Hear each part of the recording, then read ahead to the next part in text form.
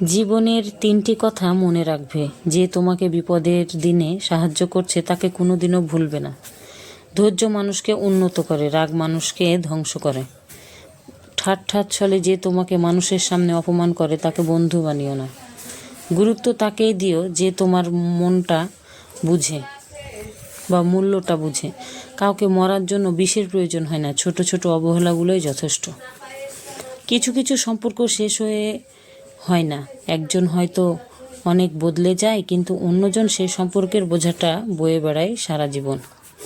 কারণ ব্যস্ত মানুষেরা নিজের ইচ্ছা ছাড়া কখনো কারো কথা ভাবে না, আর অহংকারী মানুষেরা নিজের স্বার্থ ছাড়া পাশে থাকবে না। জীবনে 2 ধরনের মানুষের থেকে দূরে থাকবেন, 1 ব্যস্ত মানুষ, 2 অহংকারী মানুষ।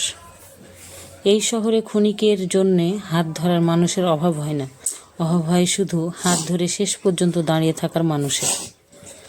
নিজেকে এমনভাবে তৈরি করো যে তোমায় ছেড়ে চলে গেছে সে যেন তোমার জীবনে ফিরে আসার জন্য আফসোস করে।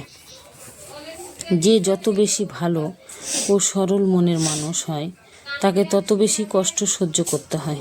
এটাই দুনিয়ার নিয়ম। মায়া ত্যাগ করতে শেখো, দেখবে কষ্ট এমনিতেই কমে যাবে। যদি কমে যায় ভালোবাসা আর বেড়ে যায় দূরত্ব, বুঝে নিও প্রয়োজনের বেশি তুমি দিয়েছিলে গুরুত্ব। সম্পর্ক টিকিয়ে রাখার যদি ইচ্ছে 2 পাশ থেকে থাকে তবে কোনো সম্পর্কই ভাঙা সম্ভব নয়। সময় থাকতে প্রিয় মানুষটিকে মূল্য দিও, হারিয়ে গেলে কেঁদে কি লাভ।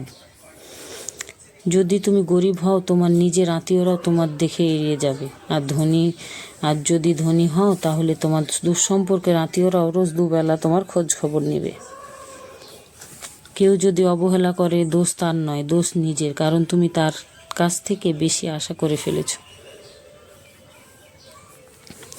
পৃথিবীতে সবচেয়ে আপন হলো মা। পৃথিবীতে সবচেয়ে নরম জিনিস হচ্ছে মানুষের মন। এটা ভাঙতে কোনো হাতুড়ির প্রয়োজন হয় না, শুধু মুখের কয়েকটি অবহেলিত ভাষাই যথেষ্ট। কিছু মানুষকে বোঝানোর ক্ষমতা আমাদের নেই, তাই নিজে থেকেই দূরে সরে যাওয়াটাই বুদ্ধিমানের কাজ।